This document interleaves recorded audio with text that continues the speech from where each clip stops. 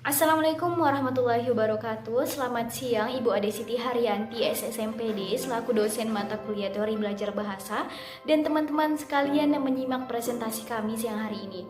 Kami dari kelompok 12 akan mempresentasikan materi kami dengan judul Empirisme dalam Pembelajaran Bahasa Kedua. Sebelumnya izinkan kami untuk memperkenalkan diri. Yang pertama ada Pungki Diantini, yang kedua dari Kak Amelia, yang ketiga ada saya sendiri Sasmita, yang keempat ada Uswatun Hasanah. Empirisme dalam pembelajaran bahasa kedua. Empirisme adalah aliran yang menjadikan pengalaman sebagai sumber pengetahuan. Aliran ini beranggapan bahwa pengetahuan diperoleh melalui pengalaman manusia dengan cara observasi atau penginderaan. Pengalaman merupakan faktor fundamental dalam pengetahuan. Ia merupakan sumber dari pengetahuan manusia. Aliran empirisme dibangun pada abad ke-17 yang muncul setelah aliran rasionalisme. Empirisme berasal dari kata Yunani yaitu empiris yang berarti pengalaman indrawi. Karena itu empirisme dinisbatkan kepada paham yang memilih pengalaman sebagai sumber utama pengenalan. Baik pengalaman lahiriah yang menyangkut dunia maupun pengalaman batiniah yang menyangkut urusan pribadi manusia. Pada dasarnya, aliran ini sangat bertentangan dengan aliran rasionalisme. Penganut aliran ini menganggap pengalaman indrawi sering dianggap sebagai pengadilan tertinggi. Namun, aliran ini banyak memiliki kelemahan. Antara lain, satu, indera sifatnya terbatas. Yang kedua, indera sering menipu. Dan yang ketiga, objek juga menipu, seperti ilusi atau fata morgana. Jadi kelemahan empirisme ini karena keterbatasan indera manusia sehingga muncullah aliran rasionalisme.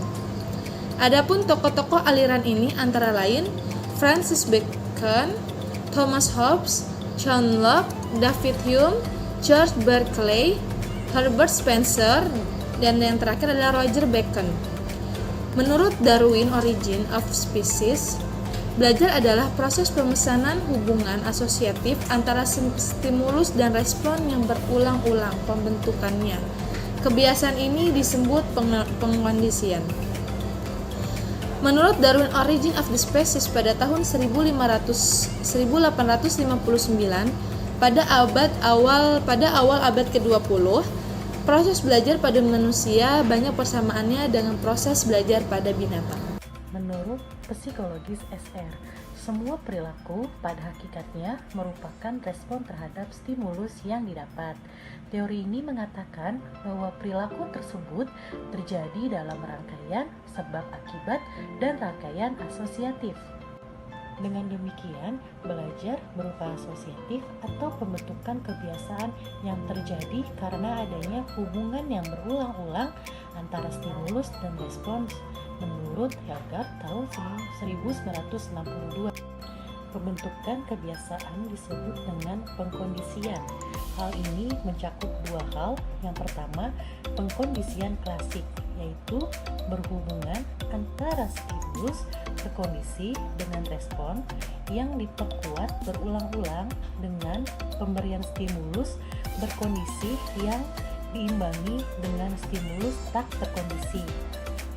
Dalam percobaannya, Paulo dengan anjingnya, stimulus dilambangkan dengan huruf S, tak terkondisi yang digunakan adalah daging halus yang menimbulkan respon, lambangnya huruf R, dan salviasi artinya keluarnya liur.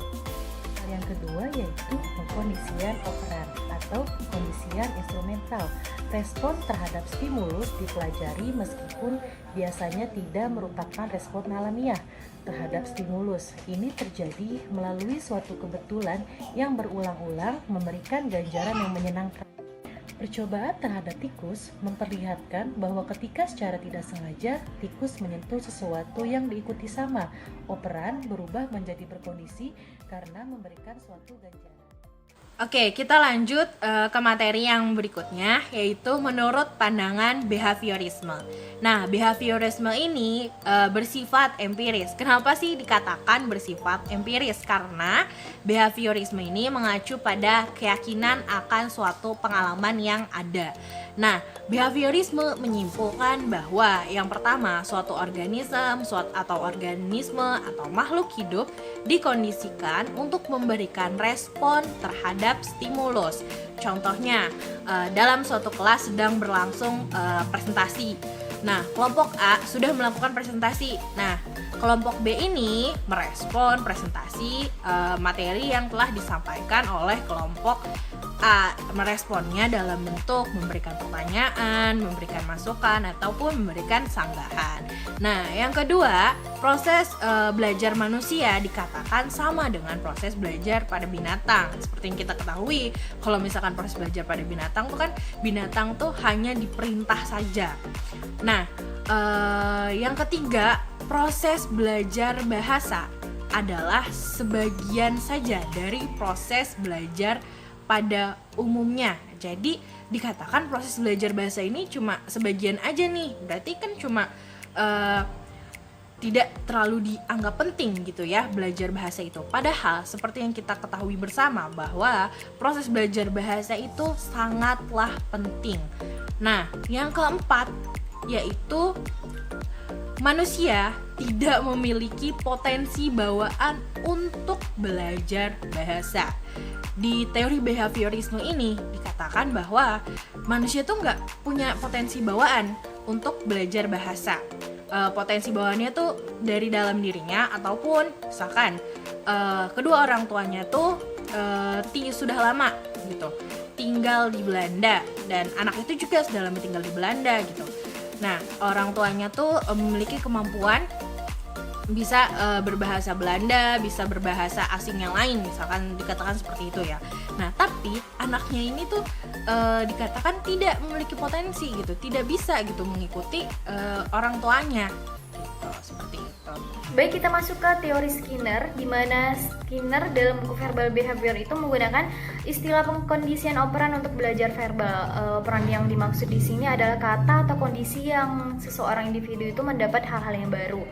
Jadi menurut pandangannya, bahasa itu merupakan sistem respon yang canggih yang dipelajari manusia itu secara otomatis. Dan menurutnya ada pula pola-pola bahasa yang diikuti dan tidak diikuti ganjaran. Yang diikuti ganjaran itu hanyalah respon-respon yang menyenangkan pada seorang individu. Dan menurut pengikut Skinner, pikiran manusia itu adalah suatu tabula rasa. Apa itu tabula rasa? Tabula rasa itu seperti kertas kosong, jadi seluruh sumber pengetahuan itu diterima atau diperoleh sedikit demi sedikit dari luar dirinya atau dari lingkungan sekitarnya. Intinya, suatu pengalaman itu adalah hal yang sangat berpengaruh pada individu tersebut. Menurut pendapat para linguis yang menyatakan bahwa bahasa kedua itu harus dipelajari melalui tubian atau latihan yang ketat. Tubian yang dimaksud adalah pengulangan dalam pembelajaran atau penguasaan. Dan teori behaviorisme ini digabungkan dengan pandangan ilmu bahasa secara struktural yang melandasi metodologi pengajaran bahasa audiolingual atau pengajaran yang menekankan pendengaran dan berbicara terlebih dahulu daripada membaca dan menulis untuk bahasa kedua.